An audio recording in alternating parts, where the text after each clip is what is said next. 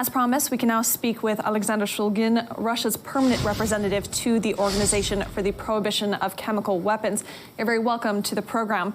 Now, 7 years ago, when Syria was doing away with its chemical weapons arsenal, Russia and the OPCW seemed to have a good rapport. What's changed since then?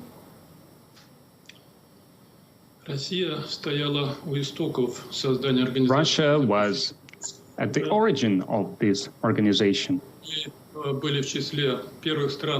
We were among the first countries that signed and ratified the Chemical Weapons Convention. Our cooperation with the OPCW was always ideal. In 2017,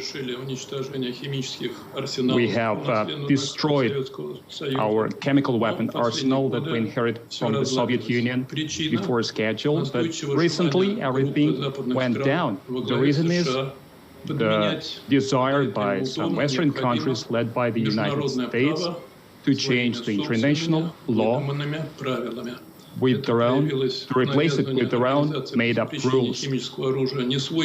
They try to force this organization some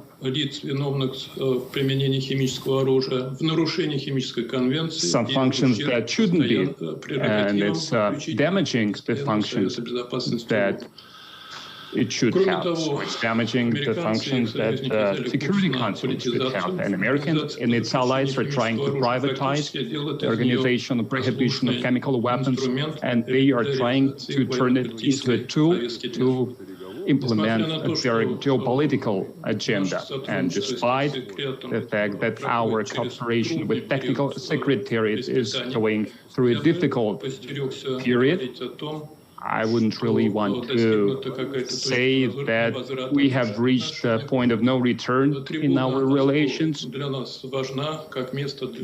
OPCW is an important platform where we can stand for our interest, where we can express our views regarding the current events.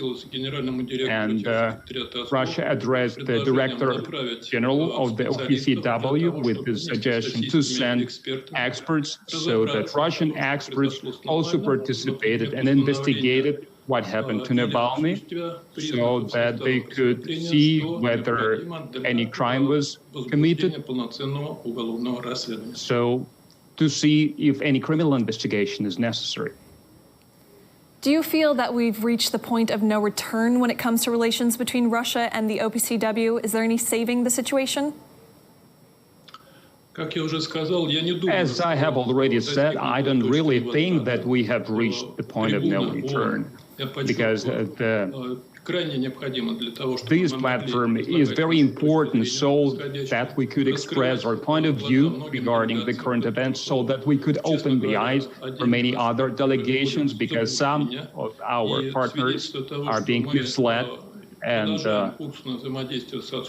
we are continuing to cooperate with the OPCW. Is this path of the sending experts there to cooperate with their experts, so that they could see into investigate the Navalny case, so that they could find out if there was a crime committed. You mentioned Navalny there. Russia's Foreign Minister Sergei Lavrov has said that the opposition activists might have been in Germany or on the plane taking him there. That's when he was infected with those toxins. Is that plausible?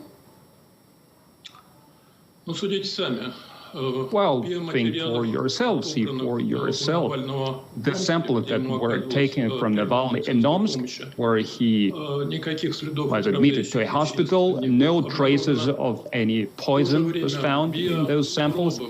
At the same time, in the biosamples that were taken by the German doctors in the Charité clinics in Berlin, and later by the OPCW experts, they found traces of poisoning substances that Western countries call as Novichok group agent that is not in the convention. So we should ask ourselves, did poisoning really happen? And if it did, where did it happen? In any case, our position is absolutely clear. It is open. We suggest to keep a calm head and to look into it professionally. how can we have such discrepancies? Let our experts, chemists, doctors sit together, express their views and find out the truth. Unfortunately, we are not being heard. Our German counterparts, they refuse to cooperate. And instead of answers to the request we sent regarding the legal support, we have only more questions in reply, in response. And so we are in the dead end from what it looks. Exactly. Germany is still refusing to give any data on the case to Russia. Why do you think that is? Our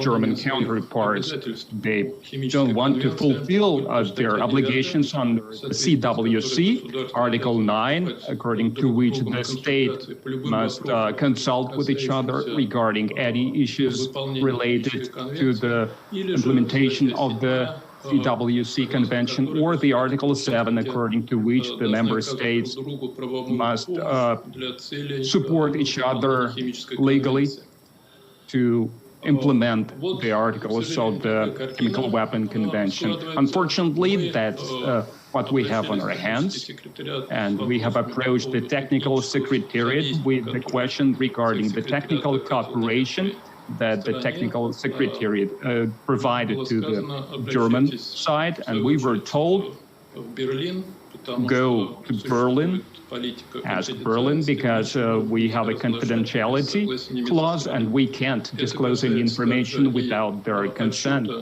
And the same goes for the report of the OPCW report that given to Germans. A lot of important information was redacted, and other things of